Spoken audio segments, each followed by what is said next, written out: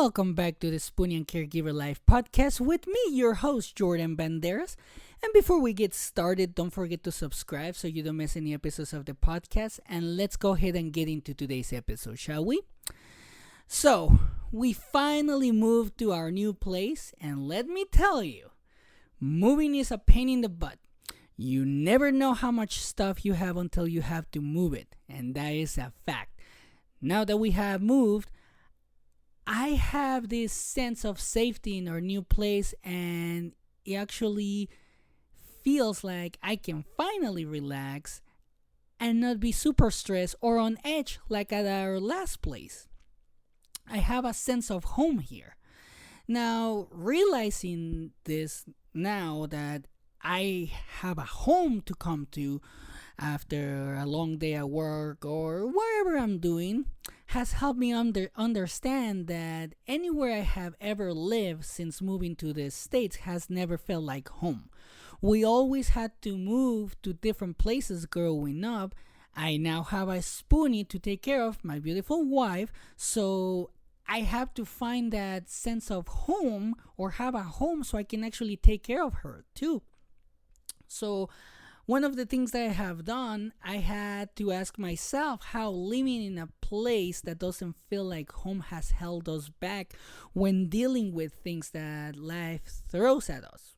And that's a good question. In my case, a home is a place where I don't have to worry about anything and I can relax and enjoy being there, so I can actually think of the solutions and not just the problems, because problems will come about. That's always going to happen. But because, like I said, home is where you feel safe, you can figure out how to deal with the issue and find the solution in a much more comfortable environment. So not feeling like you have a home can actually hold you back, because you're gonna not be able to relax, and then you're just gonna keep thinking about the issue and not finding a solution. This is what I have found in my situation. Now, the other day I actually talked to my wife about this, and I explained how the move has made me feel less stressed and actually safe. She asked me, how has this helped me? And my answer to her was that I feel like I can finally focus on other things now, because I feel a sense of peace. I don't have to be in a high mode like our previous home, because at our previous apartment, well, it wasn't like a home. It was just an apartment. It felt just like a house, and that's it. A house is different than an actual home. And in this situation at our previous apartment, we lived directly above garages that had staircases right behind our main walls. So the renters of the other apartments could get into the garages below at all hours of the day and night. Worst of all, the walls were so thin, and you could hear every single noise coming from the outside. So this was very stressful, as if it was just too much noise, and I literally couldn't relax at all. Like, I couldn't really relax. Since all of these things at this other apartment put me in a heightened state, I haven't focused on myself, and I have been unable to eat healthier and take care of myself appropriately, to be honest. So I have also seen this with my wife.